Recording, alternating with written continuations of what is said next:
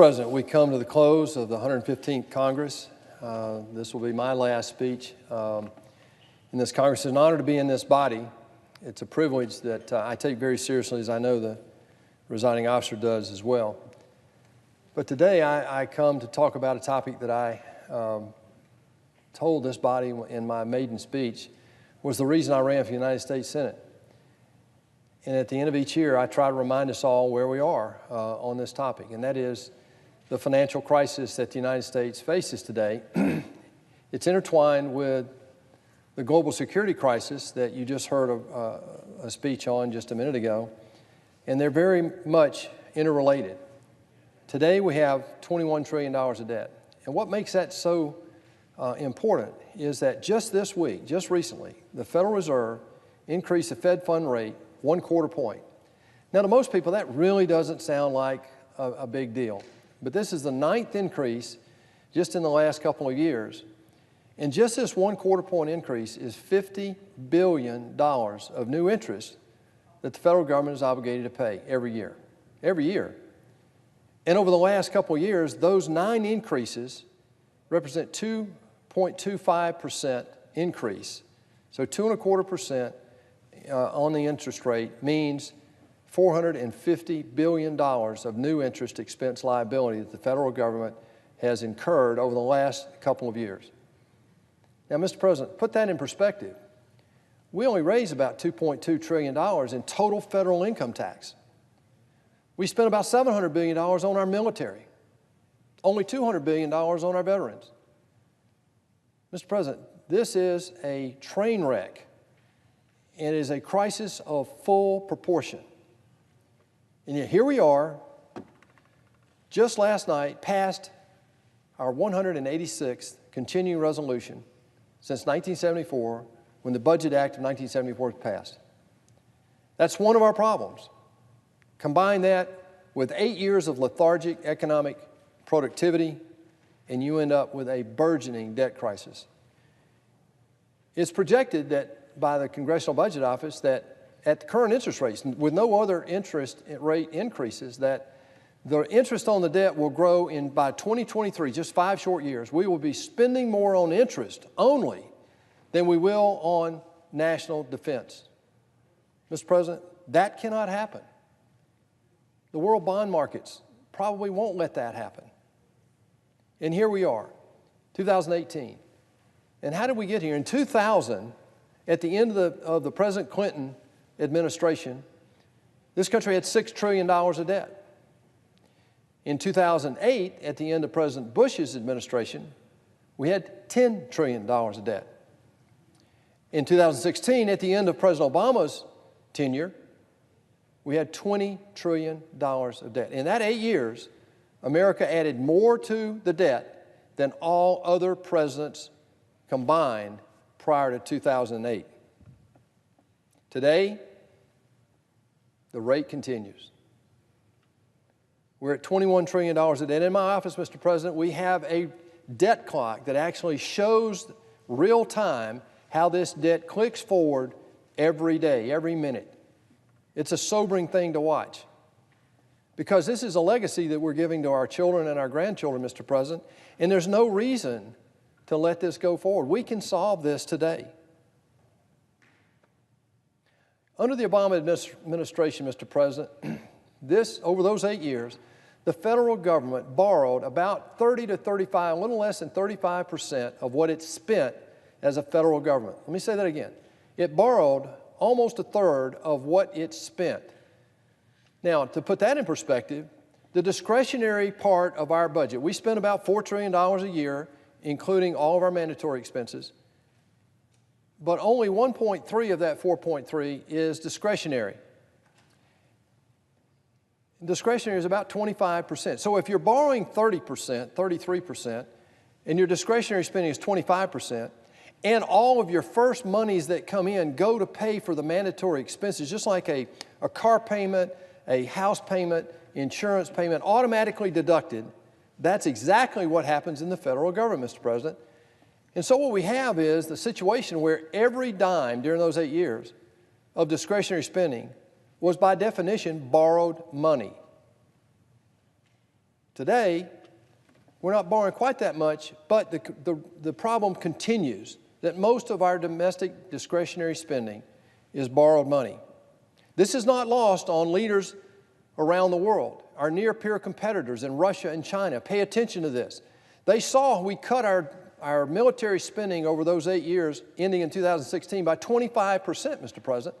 That's one reason why you see a very active China right now in the South China Sea, why you see Russia being very active in the Middle East, is because of our inactivity and our withdrawal from the global stage, and that was driven largely because of the political position that that administration was in, but I believe as well by the federal crisis we have relative to our debt. Today, if you look at the sources of our income and the uses of that income and our expenses, just on the federal budget side, we raise about $2.2 trillion of debt. And the first three line items that we dedicate money to or allocate money to is a subsidy for the Social Security Trust Fund.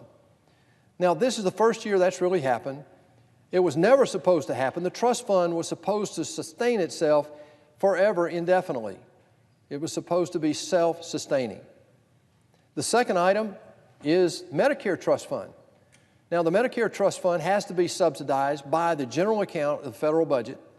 And then third is this unlimited entitlement that we have called Medicaid. Under the Affordable Care Act, it is an unlimited expense depending on what different governors decide to do and what the federal government has to do in terms of matching the funds that go to those states. Those three line items alone, just those three, account for more than 50% of all federal income tax dollars that we collect. Over 50%. Now, Mr. President, the Social Security Trust Fund is projected to go to zero. The balance in that trust is supposed to go to zero in 12 years. The Medicare Trust Fund is supposed to go to zero in 8 years. This is a situation that's exploding before us. Discretionary expenditures have leveled out. Those are being fairly controlled. What's not being fairly controlled are all the mandatory expenses.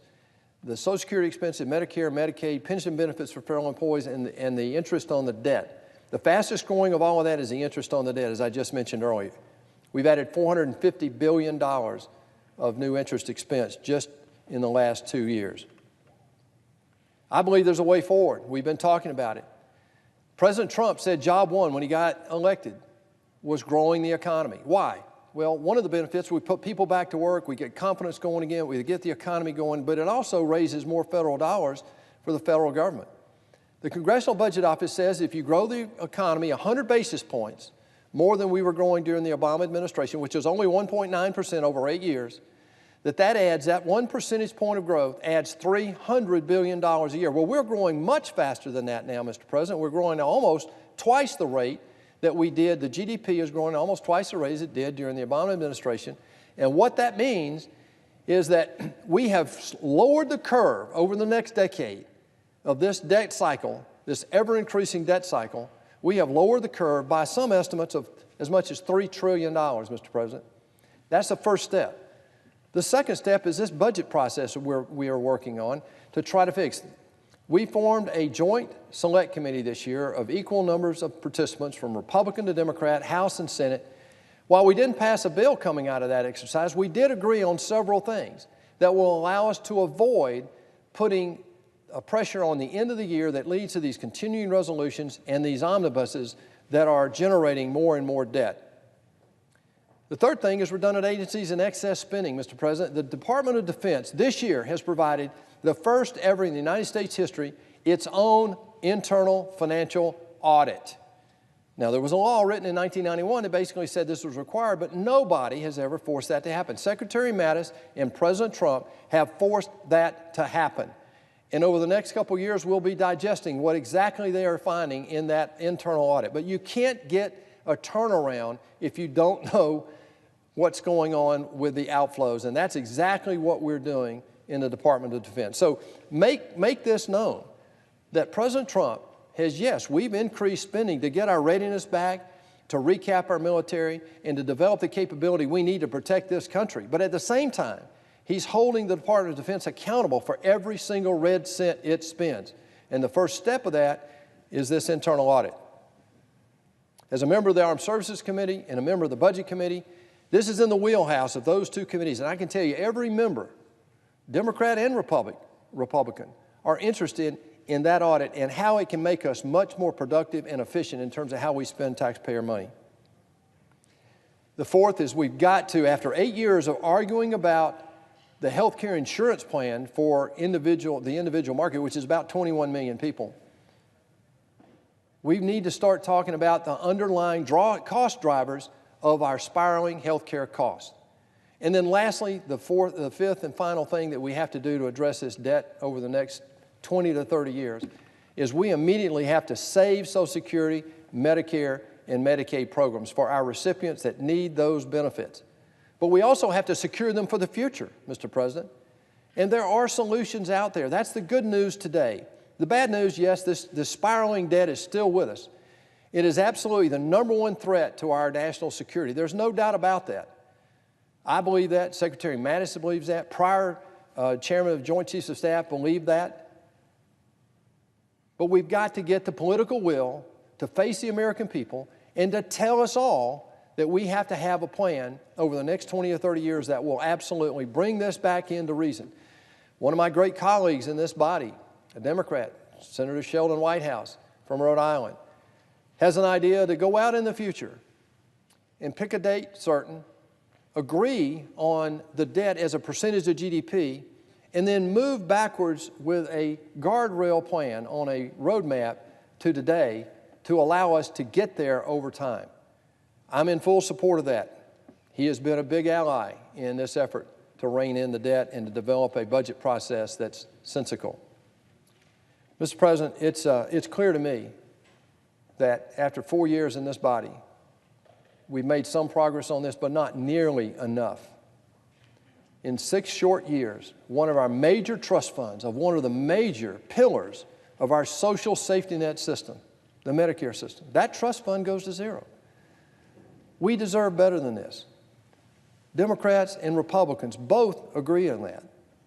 What we have to do now is translate that into cooperation on this floor this next year, to talk about compromise, to find ways to get through the extreme positions that this town and the media really encourage us to take. Behind the scenes, behind that door right there, you know and I know that we talk in a different way than we do when we're in front of the media. And I believe behind that door right there lie the solutions to most of these problems, where we can be cooperative and find common solutions to these problems. Mr. President, the last thing I'll say is this. This country is not bankrupt. We have about $130 trillion of future unfunded liabilities if you just look at the next 30 years. That is true. Fortunately, though, on the other side of the balance sheet, we've got, some people estimate, well more than $250 trillion of assets. The question is, do we have the will to address the debt problem over some reasonable period of time using our assets and our productive capability to make this country stable and financially strong again? Not only do the citizens of the United States deserve this and need this, the rest of the world needs us. We're the most philanthropic country in the history of the world, and yet that's jeopardized by this intransigence that continues here in this city. Mr. President, I'm an optimist, and I believe we will solve this. We've got a good many new members coming into this body this next year. We have some great members who are retiring. But it's time that this move up in our priority chain to where this is the #1 crisis that we begin to deal with. I believe that the best days of America are ahead because this problem has solutions and we've got plenty of resources to do it. It just depends on the political will. And let me say this too. I believe that with a Democratic-controlled House, a Republican-controlled Senate, and a Republican in the White House, the American people have sent a message to Washington and said, okay, guys, it's time. And this is one of the priorities. We'll see in this next year if the House decides to legislate or they decide to investigate.